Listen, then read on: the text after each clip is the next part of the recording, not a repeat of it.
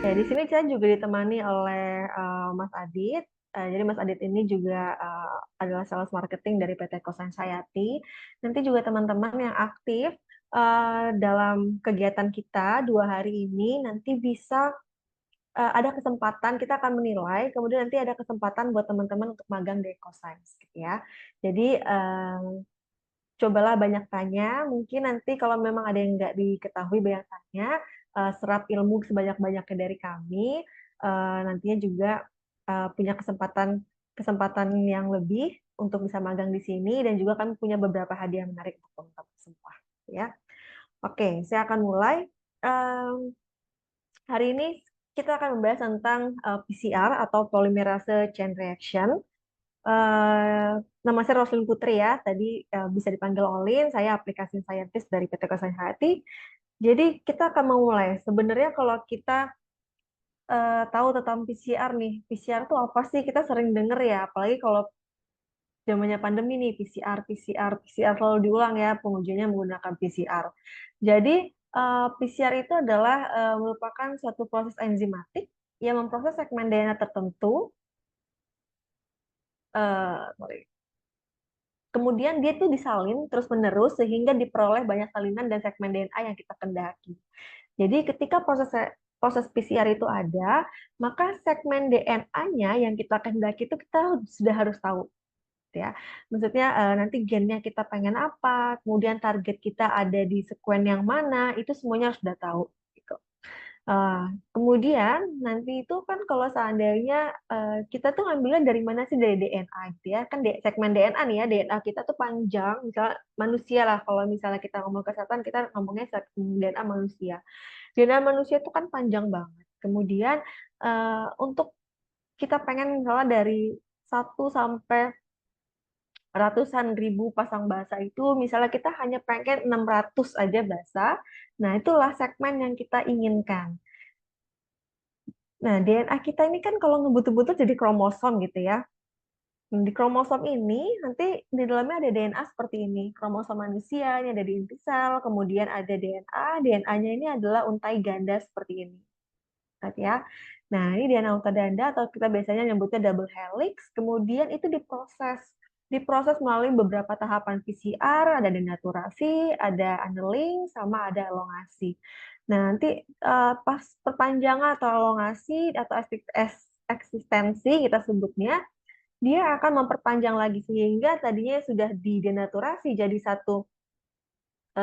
jadi single strand DNA, itu nantinya si DNA ini akan jadi double strand lagi. Kemudian masuk lagi proses denaturasi gitu ya. Jadi dia pisah lagi DNA-nya jadi satu-satu terus begitu.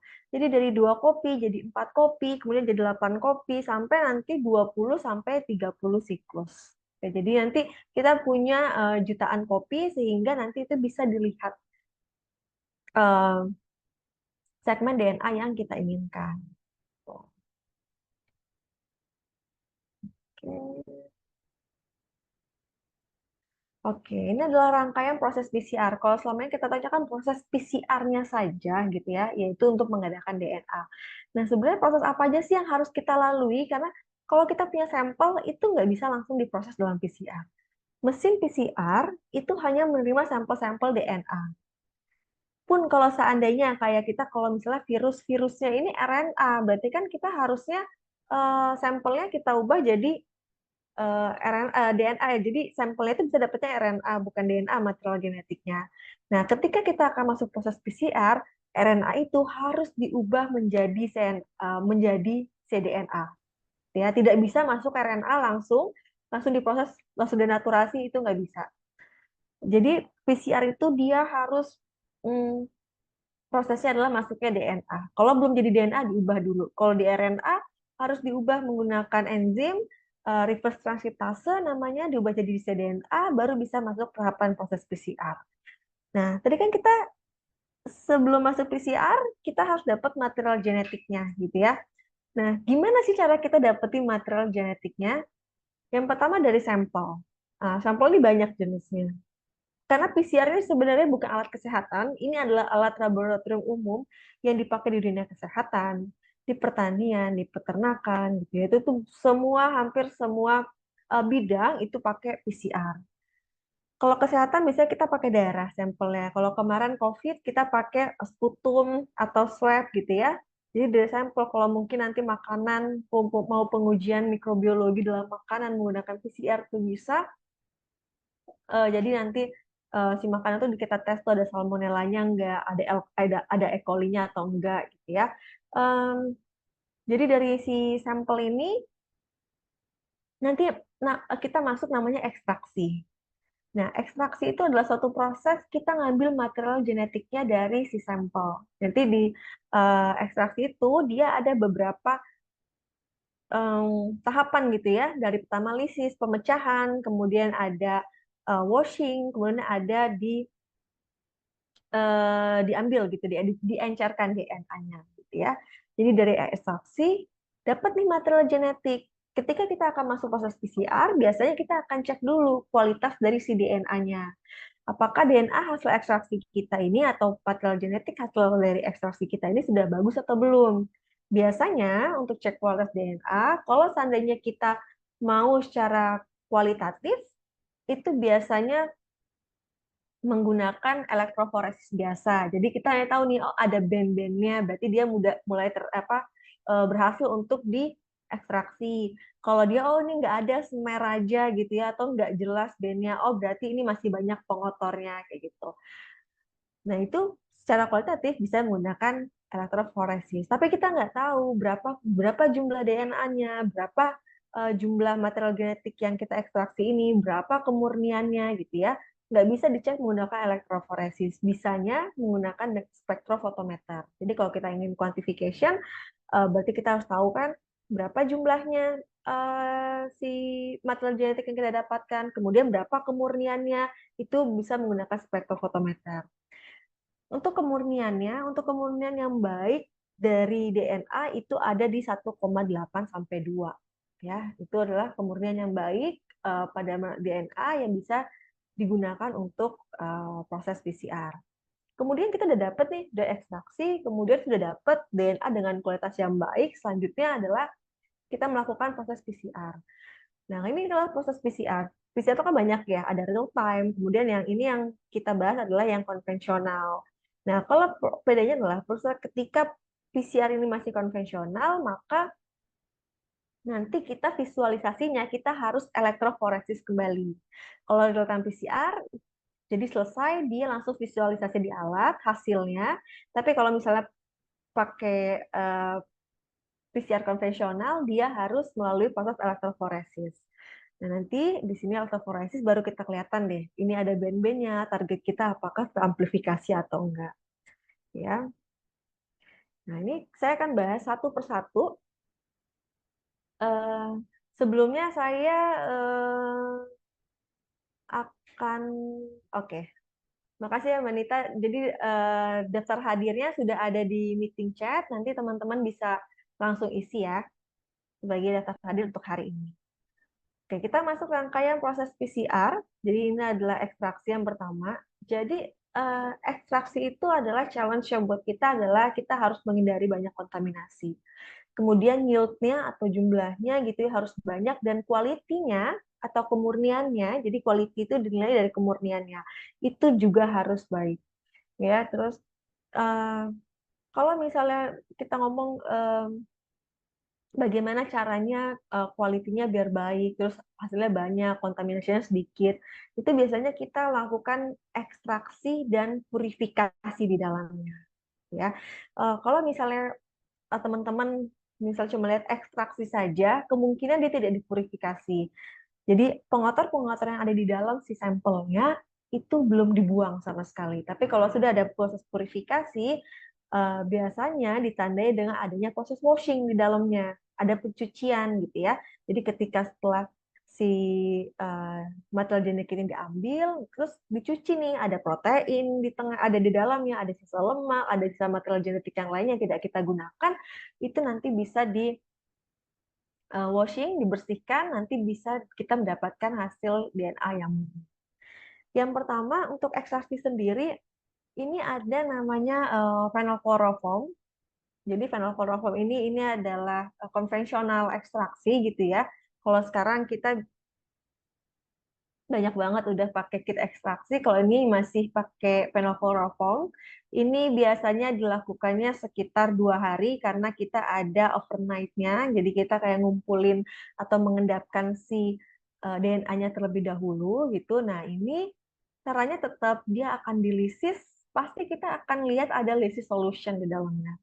Nah lysis solution ini masuk nih lysis solution, kemudian ditambahkan kloroform. Lysis itu jadi kan tadi kan kalau kita ambil DNA kan kita di satu sel gitu ya. Ada inti sel di dalamnya. Nah, inti DNA itu kan tadi di dalam inti sel.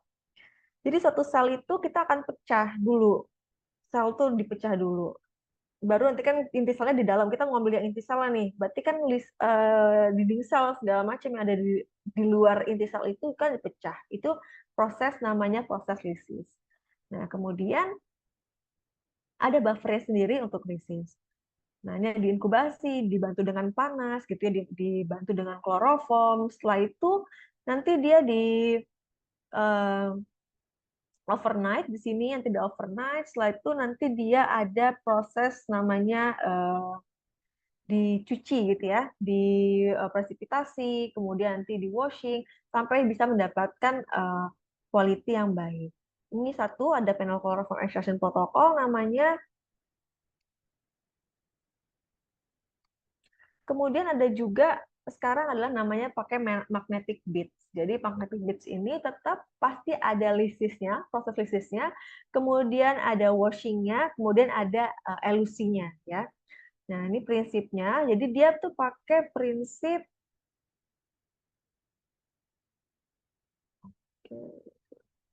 Nah, jadi dia pakai prinsipnya adalah dari sampel dilisis, kemudian dia menggunakan magnet. Jadi nanti ada cairan, cairan itu ada magnetic beads namanya. Kalau kita magnetic beads-nya itu dimasukkan ke dalam si sampelnya, kemudian ditaruhnya di magnetic rack seperti ini.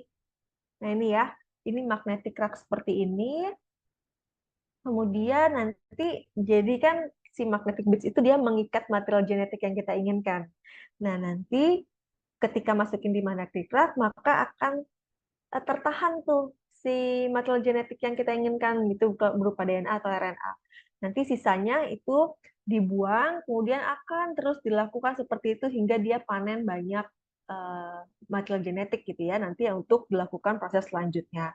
Nanti setelah itu di washing, proses washingnya, kemudian di elusi. Seperti itu ya sistemnya. Itu adalah prinsipnya. Kemudian ada lagi prinsipnya menggunakan spin column. Nah, kalau ini dari sampel, kemudian tetap ada di lisis, karena memang bagaimanapun kan DNA itu adanya di inti sel atau di mitokondria. Nah, itu ada di dalam si selnya. Berarti kalau kita mendapatkan barang di dalam selnya, berarti kan kita harus pecah dulu nih si selnya gitu ya. Kayak misalnya kita mau ambil biji dari sebuah apel, berarti apelnya dulu kita pecah, kita ambil bijinya. Nah, itu sama. Jadi kita pecah dulu si selnya dengan proses namanya lisis, terus baru kita ambil DNA-nya. Nah, ini kalau misalnya dengan spin column menggunakannya adalah menggunakan refrigerate centrifuge. Kenapa harus refrigerate? Karena ada beberapa reagen itu yang memang harus suhunya ditentukan gitu ya. Suhunya harus sekitar di 20 atau 21 derajat Celcius. Nanti nih sampel setelah dilisis, kemudian sudah lisis nih, kan pecah nih semuanya ya. Nah, baru nih yang kita tidak inginkan kita hilangi, seperti protein kita hilangi, terus nanti di DNA-nya dipresipitasi, kemudian terus nanti di binding, di washing. Kalau kita pakai spin column, nanti ada namanya nih ini ya, ada kolomnya. Jadi nanti DNA ini nyangkut gitu ya, kayak saringan. Kalau kita bisa bisa bayangkan itu seperti saringan. Kemudian nanti kayak dia nyangkut gitu, DNA-nya di sini. Kemudian nanti tidak digunakan itu atau kita tidak inginkan itu akan terbuang di bawah dengan cara di spin menggunakan refrigerant centrifuge sehingga nanti di elusinya itu benar-benar material genetik yang kita inginkan. Nah, selanjutnya kita dapat nih DNA gitu ya. Murniannya sudah baik, sudah 1,8 sampai 2 gitu ya. Oke, setelah kita dapat maka kita akan langsung masuk ke dalam tahapan PCR-nya. Nah, dalam PCR ini setelah DNA kita nggak bisa nih langsung masukin ke dalam mesin PCR. Ada beberapa komponen PCR yang harus ada ketika kita melakukan PCR. Yang pertama adalah template DNA. Nah, ini adalah material DNA yang ingin diperbanyak. Ini adalah hasil ekstraksinya. Jadi kalau kalian mau PCR, kalau nggak ada template DNA-nya akan gagal, ya. Kemudian ada namanya DNTPS. Jadi ini dibutuhkan untuk pensintesis di DNA-nya. Kalau mungkin teman-teman tahu kan kalau misalnya kita itu kalau mau PCR, berarti kan kita perbanyak tadi ya, perbanyakkan sekuennya DNA.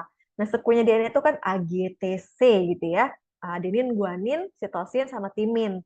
Nah, si DNTPS ini masing-masing dia membawa satu. Misalnya ada eh, di NTPS, ada C, ada G, ada T gitu ya. Nanti dia mensintesis. Jadi mana memang si yang dari sampelnya itu mana yang adenin, mana yang sitosin, mana yang guanin, mana yang timin itu nanti akan disintesisnya menggunakan di NTPS. Kemudian selanjutnya adalah mix buffer. Nah, mix buffer ini dia terdiri dari buffer itu sendiri, kemudian ada MgCl2 gitu ya di dalamnya. Dia itu mengandung garam dan ion magnesium yang tujuannya untuk memberikan lingkungan sesuai selama proses PCR. Tuh. Jadi nanti ada MgCl2, ada DNTP, ada buffer juga di dalamnya.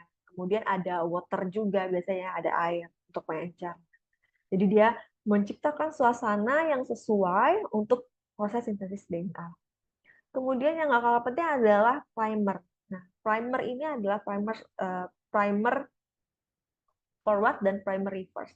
Ketika teman-teman punya DNA, jadi primer ini kayak gini, teman-teman punya DNA misalnya 1000 gitu ya, terus teman-teman pengen berbanyaknya hanya 100. Bagaimana caranya si alat ini mengenali 100 bagian 100 ini yang teman-teman pengen perbanyak. Nah, itu cara mengenalinya adalah dengan si primer ini. Jadi primer ini kayak cetakan gitu ya. Misalnya dari 100 pengennya dari 1000 pengen cuma 100 aja, maka dicetak aja di bagian-bagian 100 ini. Gitu ya. Jadi primer ini berupa sekuen pendek DNA yang berikatan dengan sekuen target. Jadi dia harus sesuai dengan sekuen target kita biasanya. Bagaimana kita menentukan primer kita? Biasanya kalau nggak si primer ini kita dapetin dari jurnal, atau bisa kita buat sendiri primernya, kita desain sendiri primernya gitu ya, sesuai dengan apa target kita. Dan dia akan menentukan daerah mana yang akan bisa diperbanyak. Ya, primer itu ada dua, ada forward primer dan reverse primer. Jadi kalau dari 1000 gitu ya, dari 1000 kemudian jadi di sini forward, di sini reverse. Jadi ujung sama ujung, ujung 5 sama ujung 3 itu nanti jadi satu cetakan yang spesifik itu untuk memperbanyak sekuen yang kita inginkan. Jadi gini, kalau seandainya teman-teman, gimana sih kok bisa kalau PCR itu, misalnya kita cek COVID gitu, kok bisa ya PCR itu hanya mendeteksi adanya virusnya virus COVID aja, kok virus influenza tidak terdeteksi di situ. Nah, itu adalah tugasnya si primer ini, gitu ya.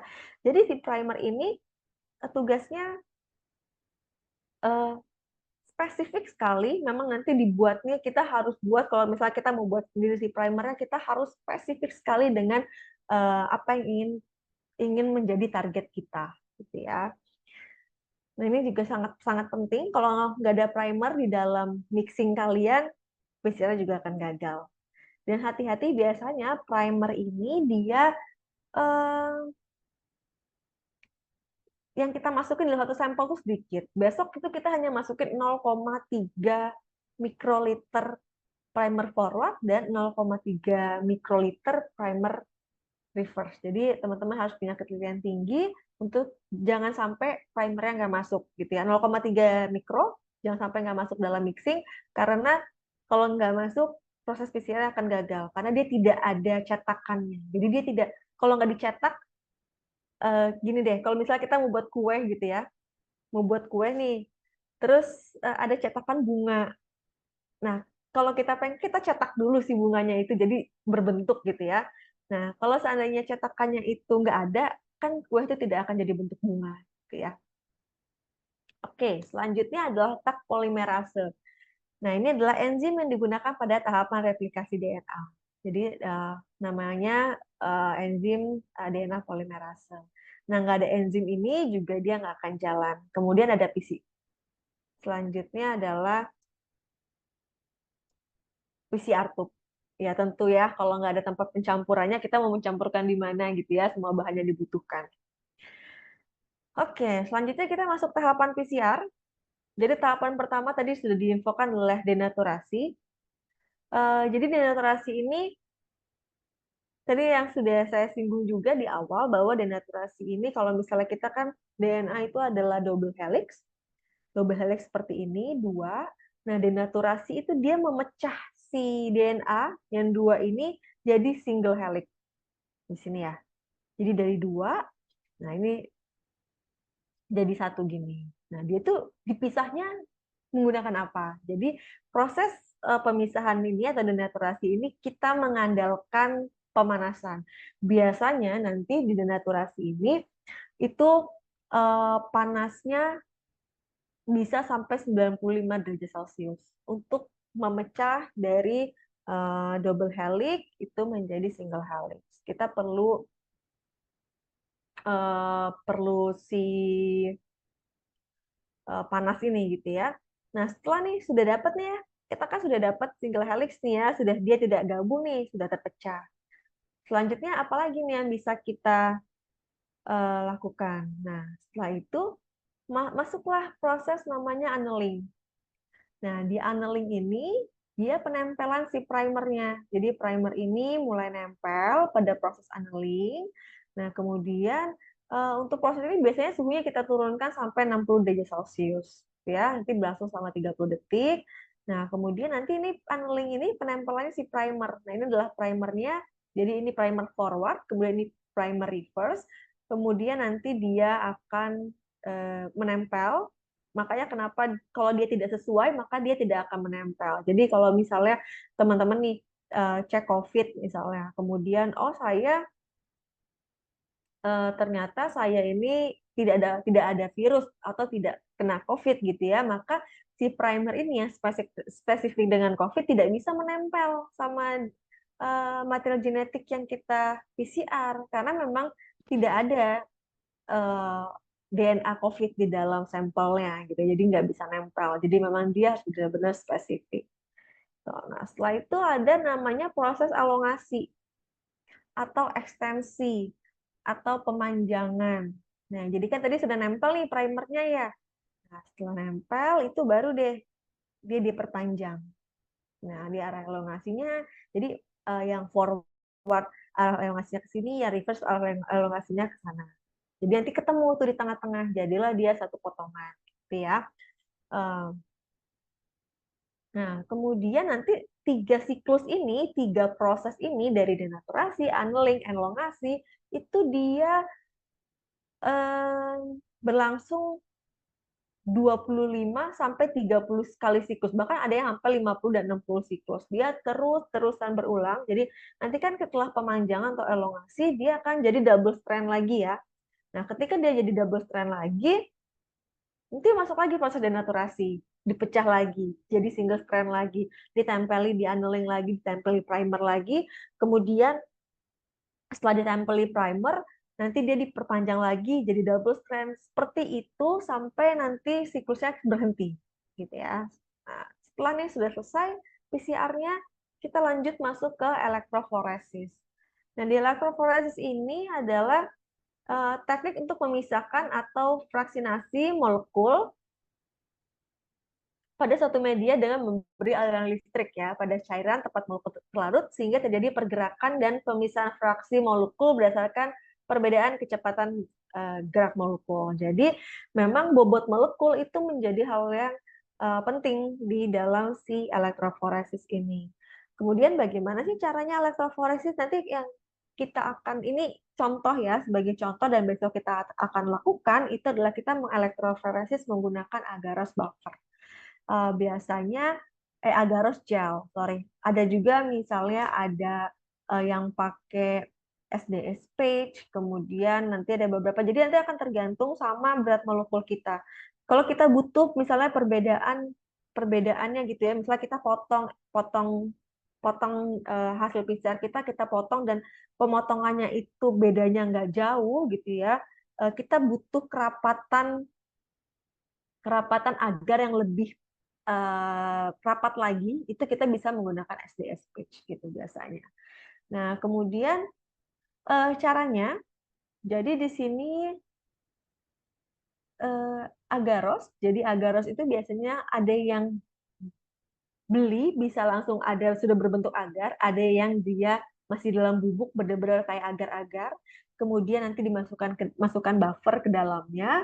Biasanya juga kalau sekarang biasanya agarosnya sudah ada untuk memantulkan cahayanya.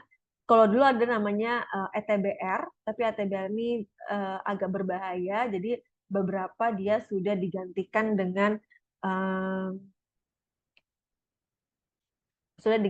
bahan yang lain gitu ya, yang lebih safety untuk kita. Nah, kemudian agaros, kemudian dia masukkan buffer. Nanti buffer ini dituang. Di sini ada cetakan ya, ada kam, ada sisirnya. Di sini adalah cetakannya, dituang. Kemudian ini benar-benar kayak kita buat agar. Ya, kayak kita buat agar, nanti kan ada sisirnya, kemudian setelah mengering, ini jadi gel, kemudian sisirnya ini diangkat. Nah, ini ada sample wells, atau kalau kita ngomongnya sumur-sumurnya gitu ya. Nah, inilah sumur-sumur itu, ini adalah tempatnya si sampel nantinya. Nah, setelah itu, setelah dicetakan nih, dicetakan kita pindahkan ke dalam ini. Ini namanya elektroforesis tray-nya, bak elektroforesis ya, gampangnya kita ngomong ya. Inilah tempat elektroforesisnya. Dia sudah disambungkan, ini sumber energinya seperti ini.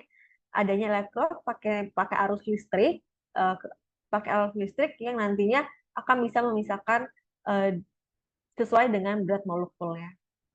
Nah, nanti ini di sini dimasukkan agarnya ke dalam sini, kemudian dikasih buffer, eh, TE buffer yang tujuannya dia untuk mengalirkan listriknya juga di sini, kemudian nanti masukin nih sampelnya ke dalam si well-well yang ada gitu ya, masukin ke dalam lubang-lubang atau sumur-sumur yang tadi ada yang buatnya seperti ini. Nah, ini kan tadi dibuatnya pakai sisir itu ya, karena kita tadi nyetaknya ada sisirnya, maka terbentuklah well-well atau lubang-lubang. Nah, ini dipepeting. Nah, setelah dipepeting, dia masuklah ke dalam si eh, sudah masuk dalam agarnya, kita tambahkan markernya atau DNA leadernya. Di sini ada DNA markernya.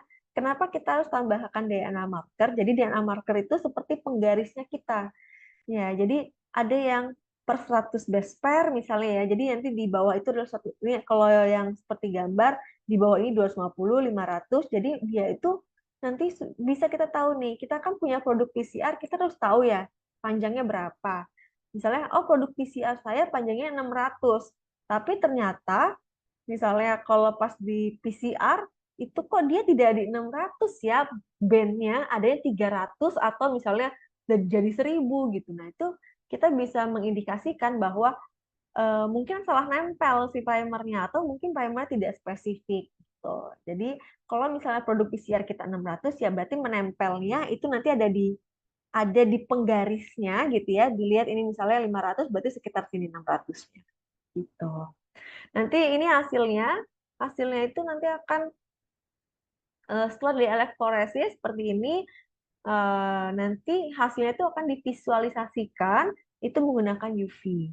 Nah, ini nanti hasilnya seperti ini, band-band ya, kalau kita namanya pita-pita atau band-band yang ada di agar ini itu menunjukkan adanya DNA yang teramplifikasi ketika kita melakukan PCR. Ya. Oke, ini adalah aplikasi PCR di bidang kesehatan. Mungkin ini teman-teman butuhkan. Saya sambil sedikit sharing, jadi nanti mungkin teman-teman ada tertarik dengan menggunakan PCR atau mikrobiologi, jadi teman-teman tahu nih arahnya nanti penelitiannya mau ke arah yang mana. Yang pertama itu bisa untuk pendeteksian penyakit, gitu ya. Jadi penyakit apapun yang disebabkan oleh bakteri atau virus itu bisa dideteksi menggunakan PCR karena bakteri dan virus itu sama-sama adalah makhluk hidup yang dia punya material genetik, baik itu DNA ataupun RNA. Jadi gampangnya kalau PCR itu semua yang ada material genetiknya itu bisa di PCR, gitu ya. Mau itu misalnya tanaman bisa nggak bisa, karena dia kan tumbuhan yang punya ini ya, yang punya material genetik, dia punya DNA, dia punya, jadi dia bisa di PCR. Nah, kemudian untuk pendeteksian penyakit ini nih, ada bakteria, ada virus, ada rhinovirus, fungi, parasit. Karena parasit ini kan, misalnya kayak kita parasit ada cacing gitu. Cacing kan sebuah makhluk hidup yang dia punya DNA atau material genetik di dalam si tubuhnya. Kemudian dari si human juga bisa, gitu ya. Atau kapang, kalmir, fungi, terus sampelnya, sampelnya seperti apa yang bisa di PCR. Sekarang tuh hampir semua sampel dari manusia itu hampir semuanya bisa di PCR. Bahkan kalau misalnya harus ada sampelnya hanya tulang gitu ya, itu pun bisa dilakukan ekstraksi dari situ. Jadi biasanya sih kita pakai yang paling umum adalah darah sama urin gitu ya, atau tempat-tempat yang lain dari saluran respiratory, terus bisa swab atau dari feses itu juga bisa. Kita mau tahu nih dari fesesnya ini apakah mengandung bakteri atau enggak, itu bisa juga menggunakan PCR di dalamnya. Jadi nanti langkah-langkahnya sama teman-teman, pasien apa dari sampel-sampel pasien itu diekstraksi gitu ya untuk mendapatkan hasil DNA, kemudian dilakukan PCR dan visualisasinya. Atau nanti kalau misalnya sudah jadi DNA, tindak lanjut selanjutnya misalnya mau di uh, sequencing kah gitu ya, atau mau dipakai enzim retriksi, itu nanti bisa ke tahapan selanjutnya. Kemudian untuk deteksi juga ini beberapa jurnal. Nah ini di sini ada tuberkulosis. Jadi pasien tuberkulosis di Bangladesh itu clinical diagnostiknya itu menggunakan PCR. Ya. Nah teman-teman juga bisa nih kalau selain kita mendeteksi penyakit atau gini, mungkin teman-teman tahu NIPT ya sekarang ya. Nah NIPT itu semuanya menggunakan genetika molekuler. Gitu. Kemudian mungkin teman-teman gini, ada beberapa gen. Kalau misalnya saya pengen tahu deh, saya ini kan misalnya nih, saya ini kan ada keturunan diabetes gitu ya. Mungkin nggak ya saya juga kena diabetes, tapi kalau sekarang sih dicek normal, misalnya kayak gitu. Tidak ada keluhan, karena diabetes kan selain keturunan juga ada pola hidup gitu ya. Eh, saya mau tes deh gitu, bisa nggak ya pakai tesnya tes apa ya gitu ya, memungkinkan ketahuan nih saya punya resiko diabetes lebih tinggi dibandingkan dengan orang normal.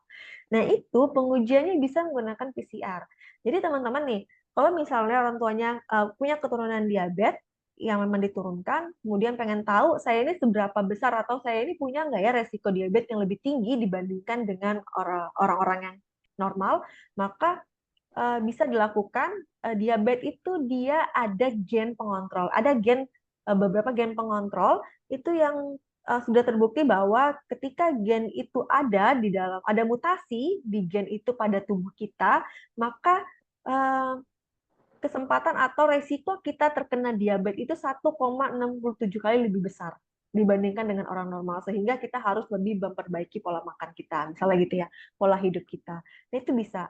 Jadi sangat menarik banget gitu ya untuk melakukan penelitian menggunakan PCR ini. Kemudian ini satu lagi, ini cancer. Jadi cancer detection itu sudah bisa dideteksi menggunakan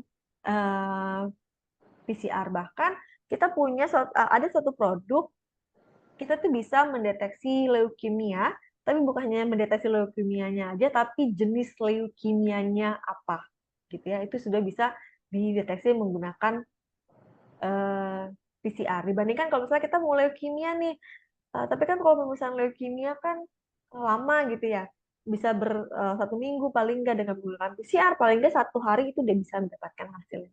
gitu ya, sehingga nanti juga mendapatkan pengobatan yang lebih presisi. Selanjutnya, ini masih aplikasi, jadi terapi gen dalam pengobatan penyakit gitu. Jadi di sini sudah juga penggunaan PCR itu untuk si terapi gennya. Di sini ada genetic resolution, kemudian pakai ekspresi gen. Jadi nanti memang di Indonesia ini trennya ke depannya sudah tidak menggunakan pengobatan yang konvensional lagi gitu ya. Jadi nanti bisa juga pengobatan itu dilakukan per masing-masing individu. Jadi nanti namanya terapi gen. Bisa misalnya dengan stem cell. Kemudian stem cell ini nanti dia membuat selnya, terus kuantifikasinya, melihat dia sebenarnya kalau ekspresinya itu sebelum dimasukkan ke dalam tubuh manusia tentunya ya, kan kita harus ada tesnya dulu. Nanti lihat ekspresi gen ini, ekspresi marker ini yang kita akan buat dan masukkan ke tubuh manusia ini, ekspresinya itu lebih tinggi kah, atau sama saja, atau bahkan lebih jelek gitu. Nah, itu menggunakan PCR pengujiannya. Ya. Kami punya, mungkin teman-teman tahu, SCCR itu adalah stem cell center yang ada di Semarang. Itu dia menggunakan real time PCR, tapi menggunakan real time PCR itu untuk pengujian stem cell mereka yang akan mereka produksi. Ya. Jadi banyak macam-macamnya. Kemudian selanjutnya adalah farmakogenetik. Nah tadi ya, pengobatan kita itu arahnya nanti udah tidak minum obat lagi seperti yang dilakukan, tapi lebih ke stem cell, kemudian perbaikan-perbaikan dalam tubuh. Mungkin teman-teman tahu CRISPR gitu ya, yang ini mulai dikembangkan. Kalau di luar negeri udah banyak sebenarnya, tapi di Indonesia mulai diteliti nih tentang CRISPR. Kemudian ada penyakit-penyakit genetik yang memang tidak ada obatnya. Jadi memang dia adanya mutasi di dalam tubuhnya, yang mutasi itu memang harus diperbaiki gitu ya, harus di-editing gennya, dan itu memang rangkaiannya panjang. Oke, rangkaiannya panjang. Nanti hari makan. Oke, rangkaiannya panjang, kemudian rangkaian itu salah satunya adalah menggunakan PCR. Jadi teman-teman juga bisa nih lihatnya di sini, melihat nih ketika ada polimorfisme dari CYP1A1, itu tuh hubungannya tuh erat banget sama kanker paru-paru gitu ya. Jadi nanti bisa dilihat pengobatannya seperti apa, nanti bagaimana kita mengetahui polimorfisme ini melalui farmakogenetik, teman-teman. Oke, selanjutnya ini sudah sampai di tanya jawab. Mungkin dari teman-teman ada yang ingin ditanyakan, boleh Raisan, atau langsung aja buka kamera, dan atau kalau misalnya nggak bisa buka kameranya, bisa langsung chat di kolom chat, atau bisa langsung open mic.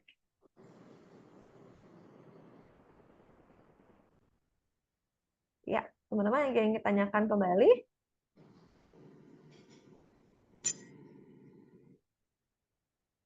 Nanti ingat ya, saya punya satu pertanyaan buat teman-teman. Nanti teman-teman bisa jawab. Kalau susah untuk nge-scan barcode, mungkin bisa jawab cepet-cepetan, jawab di chat, gitu ya, di chat, atau yang pokoknya yang jawab paling cepat lah, entah di chat, entah mau raise hand, entah langsung mau open mic. Jadi nanti kita punya hadiah buat teman-teman yang bisa jawab pertanyaan ini. Pertanyaannya gampang, ya. Ya, ada yang ingin ditanyakan? Kalau nggak deh, saya ingin tanya. Sama teman-teman ada ini ya, link kehadirannya, absensinya, nanti mohon bisa diisi. Ya, ada yang ingin ditanyakan? Belum ada, jadi semoga nanti ini ya, semoga nanti besok kita bisa, karena sekarang hari ini dapat teorinya, harapan kami besok ketika workshop, ketika kita melakukan praktek, teman-teman ada bayangannya gitu ya. Apa sih yang sedang kita lakukan ini? Mixing itu apa sih gitu ya? Primer itu apa sih? Kenapa harus dikasih primer? Kenapa harus ada DNA-nya? Nah, itu udah kebayang gitu sama teman-teman semuanya. Oke, saya mau kasih satu pertanyaan sebentar. Nanti teman-teman yang bisa langsung raise hand atau boleh boleh jawab cepat gitu ya di chat sebentar. Izin bertanya, Kak, Ya boleh. Gimana? untuk Mm-mm. cancer, Mm-mm. tes PCR-nya menggunakan sampel apa ya, Kak? Terima Oh kasih. ya, terima kasih. Halo Safira, salam kenal. Jadi untuk cancer itu kita bisa sampelnya akan tergantung sama reagen yang kita gunakan gitu ya. Ada beberapa reagen yang sudah bisa menggunakan darah dan ada beberapa reagen yang masih harus menggunakan sumsum tulang belakang. Memang ya, kan kita lagi memang ngumpulin nih produk-produk apa saja sih yang bisa menggunakan darah pada pengujian kanker. Kalau untuk leukemia kita udah dapat reagennya. Dia bisa untuk sampelnya darah. Jadi sehingga kan kalau kita ngambil sampel di sumsum tulang belakang itu kan sakit ya, sangat susah dan sangat menyakitkan gitu untuk si pasien. Makanya kita mau cari-cari terus produk-produk bagus gitu ya, yang teknologinya maju yang bisa nguji cancer itu hanya lewat darah aja. Dan untuk leukemia kita udah ada, tapi untuk yang lainnya kemungkinan masih pakai sumsum tulang belakang. Begitu. Baik, terima kasih, Kak. Ya, terima kasih. Ada yang ingin tanyakan kembali? Oke. Saya kasih satu pertanyaan ya. Nanti setelah ini kita kedokteran juga Ibu Dokter Retno dari Biologi UI. Beliau adalah kepala laboratorium yang besok kita akan datangi. Jadi nanti eh, beliau akan menyampaikan juga sedikit materi kepada kita untuk lebih memperjelas lagi tentang materi ini ya. Tuh, bentar.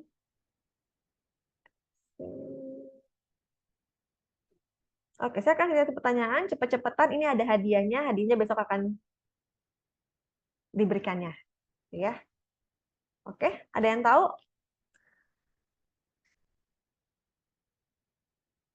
Ayo, ayo. Gampang loh ini.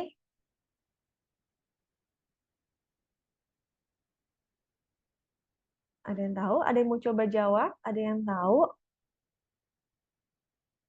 Oke, Rani Nur, Rani Nur, 2A, Rani Nur. Halo, boleh? Izin menjawab ya, Kak. Iya, boleh.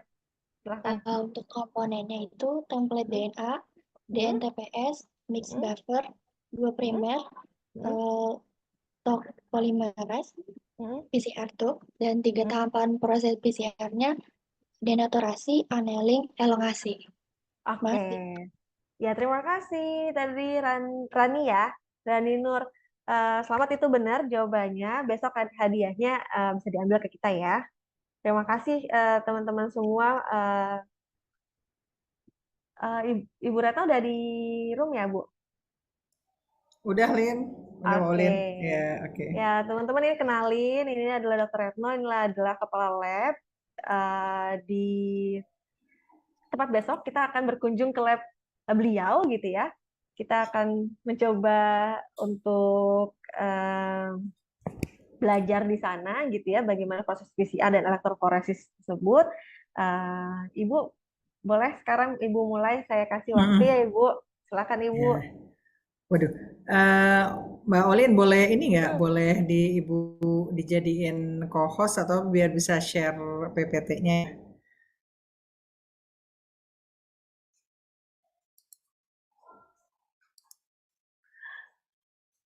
Mbak Olin nggak kedengeran suaranya?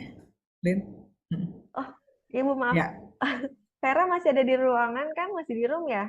Vera bisa Ibu dijadikan co-host? Coba Bu, udah bisa diatur Bu, coba di share Bu, bisa Udah nggak ya, Bu? ulang ya. Mm-mm. Oh ya udah sekarang udah bisa. Oke, Ibu. Ya, baik ya. Ya, Assalamualaikum warahmatullahi wabarakatuh. Selamat sore semuanya. Ya, udah kelihatan ya, Dit ya? Ya, sudah Ibu. Ya, oke. Jadi seperti tadi sudah Mbak Olin sampaikan, ya, saya tidak memberi materi, tapi hanya sebagai pengantar untuk besok kita melakukan kegiatan di ruang laboratorium, ya. Jadi mungkin ini ada beberapa hal yang perlu disampaikan untuk teman-teman mahasiswa, ya. Nah, jadi besok itu kita akan masuk di laboratorium. Namanya di sini sebetulnya gedungnya ini adalah multidisiplin, ya.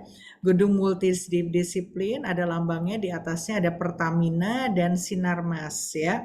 Jadi kalau kita patokannya adalah kalian mencari, kalau yang naik kereta biasanya berhenti di Pondok Cina, kemudian jalan ke arah FMIPA.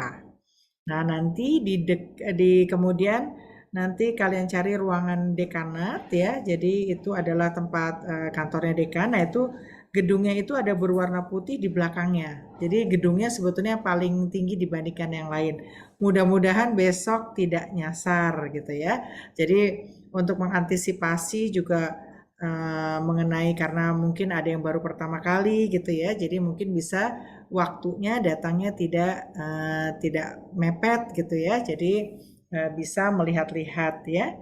Nah, kemudian juga besok itu masih bersamaan dengan UTBK ya, ujian UTBK. Jadi sebentar ya saya tanya. Masih UTBK ya besok ya? Masih ya. Masih UTBK. Jadi mohon bantuan dari teman-teman mahasiswa karena sedang ada ujian. Jadi nanti untuk masuk melalui lift secara bergantian sesuai dengan kapasitasnya dan juga secara dengan tertib ya, artinya tidak rame karena kebetulan ada yang sedang ujian ya. Nah, kemudian apa saja nih yang harus disiapkan untuk besok kalian berkegiatan di laboratorium ya. Nah, kalau tentu saja yang pertama kalian harus mempersiapkan membawa jas lab ya. Kemudian karena di laboratorium juga sendalnya terbatas, jadi silahkan kalian ya membawa sendal jepit gitu ya, sendal jepit yang tentu saja masih bersih gitu ya, untuk dipergunakan di dalam laboratorium. Kenapa kita harus pakai sendal atau pakai alas gitu ya? Karena kan biasanya di laboratorium tuh ada bahan-bahan kimia, ada zat-zat yang mungkin berbahaya atau menyebabkan iritasi dan sebagainya. Jadi dengan kalian mempergunakan sandal jepit itu akan memberikan keamanan terutama untuk di daerah kaki ya. Kemudian apalagi nih? Udah pakai sandal jepit, udah pakai jas lab. Yang berikutnya adalah kalian kali ini disediakan ya Mbak Olin ya, ini ada nanti kalian mempergunakan masker, kemudian juga nanti kalau yang sedang praktek mungkin nanti akan diberikan glove ya, sarung tangan. Kenapa Bu kok masuk laboratorium harus pakai masker gitu ya? Nah, kebetulan besok itu kita akan praktikum yang berkaitan dengan materi genetik ya. Ya, besok itu adalah kita melakukan, di sini ada PCR, kemudian elektroforesis untuk yang DNA.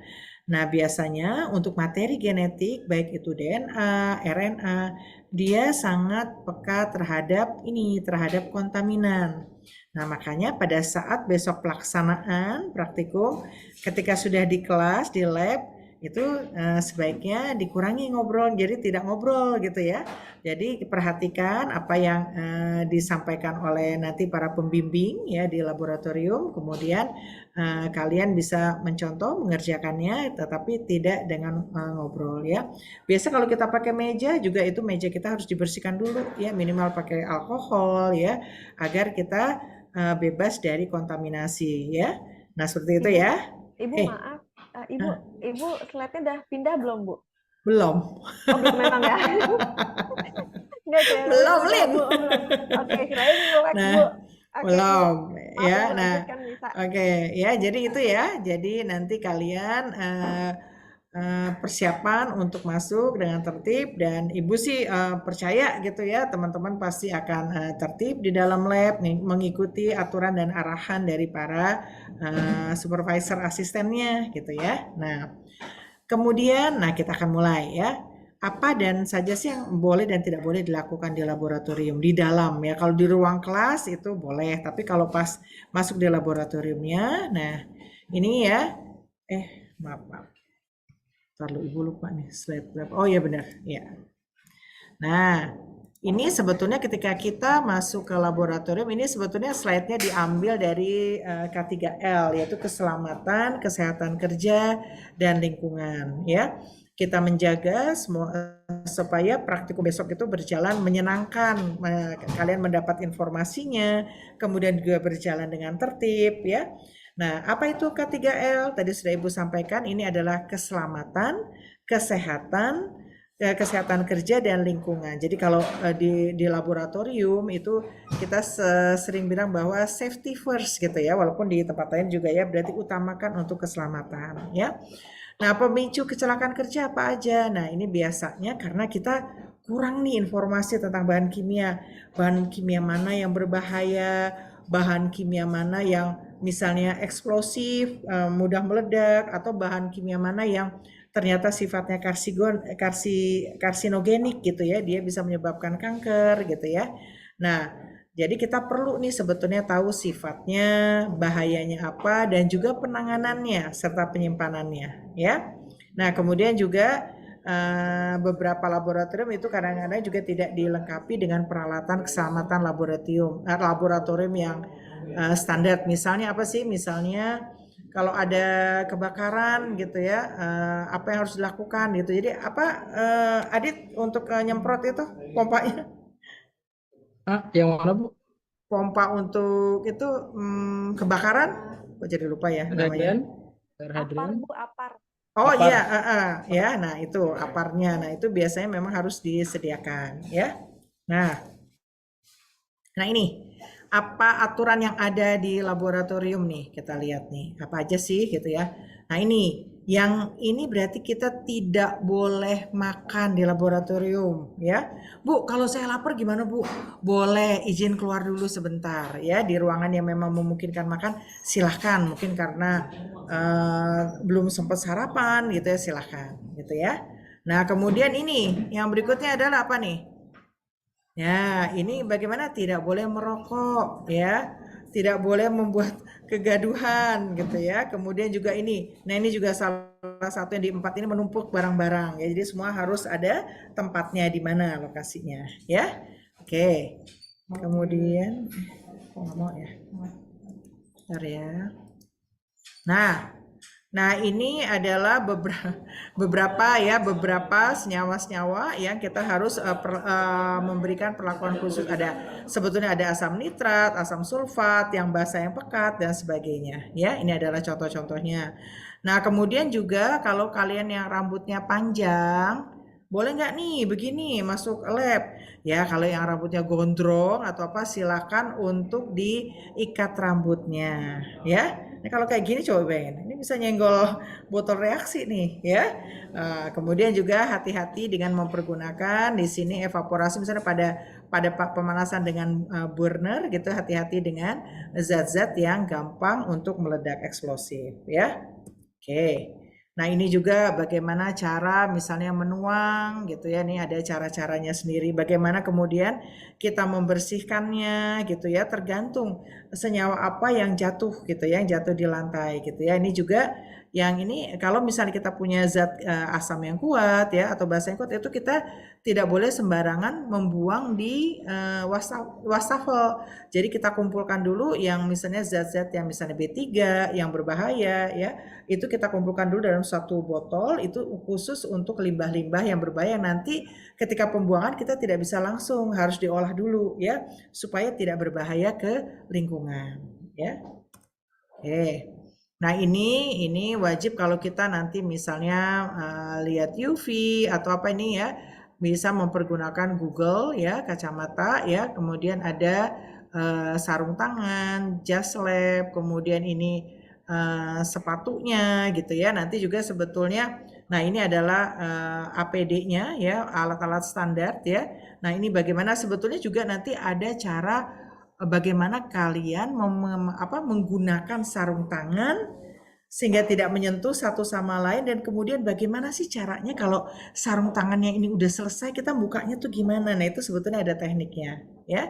Nah, ini adalah beberapa peralatan dasar dari APD. Tentunya kalian sudah paham ya, karena ini sering sekali digunakan terutama kemarin pada pandemi COVID-19 ya. Oke. Nah, ini adalah biasanya di dalam botol-botol zat itu ada petunjuknya, apakah dia gampang meledak gitu ya, gampang terbakar gitu ya, berbahaya dan sebagainya. Nah, nanti kalian perlu memperhatikan juga kalau nanti di laboratorium kalian nanti kalian bisa melihat tanda-tanda yang ditempelkan petunjuk yang ada pada botol zat ya. Oke. Nah, ini bahan kimia berbahaya, rasanya nggak perlu ya ini. Nah, ini klasifikasinya sebetulnya ada ya. Nah, ini kejadian-kejadian yang tidak kita inginkan ya. Nah, ini juga kalau misalnya karsinogenik, ini misalnya menyebabkan terjadinya cacat pada bayi dan sebagainya ya. Rasanya ini udah nggak usah ya. Oke, ini juga sebelum bekerja ada MSDS, label botol, tapi Ibu rasa nggak usah ini ya. Jadi itu saja ya pesan-pesan untuk besok ya. Nah, sedang untuk makanan di kampus FMIPA itu ada kantin, namanya kantin Dallas. Di atasnya itu ada musola ya. Jadi nanti kalau yang lapar belum sarapan itu biasanya dari pagi udah buka ya, teman-teman, udah buka belum kantin? Nah, dari pagi itu di Dallas itu sudah buka gitu. Mungkin bisa tanya Kak Adit juga ya, yang alumni dari FMIPA ya. Nah, itu bisa, kalian mau ada bebas, ada ayam kremes, ada tempe mendoan, ada macam-macam gitu ya, dengan harganya sesuai dengan kantong mahasiswa. Betul ya Dit ya, kalau di MIPA termasuk yang murah ya kalau untuk jajan. Jadi silahkan kalau yang ingin nanti makan, kemudian sholatnya bisa di sana di musola di atas ya. Oke, dari Ibu rasanya cukup ya? Mungkin ada yang mau ditanyakan? Nanti kita, ya, oke, ya, hati-hati ya. Oke, ya, ya, sama-sama, ya. Ya, silahkan. Atau nanti kalau misalnya ingin bertanya malu mungkin hari ini, bisa besok kami dengan senang hati akan kalau kalian ingin bertanya, ingin tahu, silahkan ya. Besok kita kalau tidak ada pertanyaan Ibu kembalikan ke Kak Olin ya. Mudah-mudahan besok insya Allah kita ketemu dalam keadaan sehat. Sebaiknya juga kalian kalau bisa sarapan dulu gitu ya. Besok jadikanlah kegiatan yang menyenangkan gitu ya dan bermanfaat untuk kalian. Ya, demikian Mbak Olin, Ibu tutup. Assalamualaikum warahmatullahi wabarakatuh. Terima kasih. Waalaikumsalam warahmatullahi wabarakatuh. Terima kasih Bu Retno atas panduannya nih. Semoga acara kita bisa lancar. Teman-teman semua bisa dapetin banyak banyak insight gitu ya. Sehingga nanti bisa dipakai untuk nanti entah kalian mau skripsi atau nanti di dunia kerja gitu ya, ilmu-ilmunya bisa dipakai juga. Oke. Terakhir saya ingin tanya lagi, ada ingin ditanyakan kembali dari materi hari ini, baik yang saya infokan atau tadi Bu Retno infokan.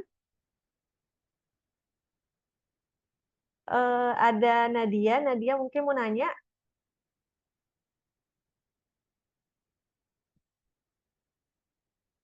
Ya, jadi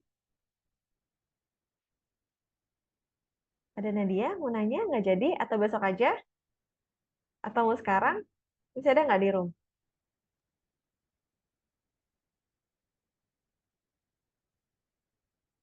Oke, nanti aja ya kalau ketemu ya. Berarti sudah tidak yang ditanyakan lagi.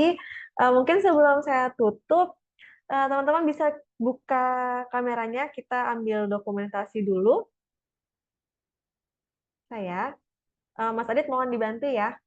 Oke, baik. Ayo semuanya boleh buka kameranya juga. Ini ada 2 sesi untuk foto. Oke. Oke. Oke, untuk sesi pertama saya hitung ya. 1, 2, 3, 1, 2, 3.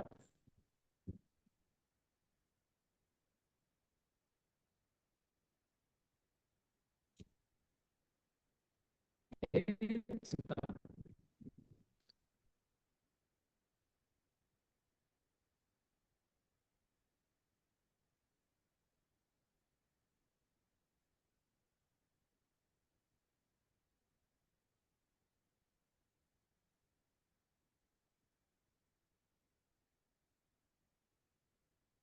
Oke, udah Mas Adit? Belum semuanya? Oke, 2, 1, 2, 3.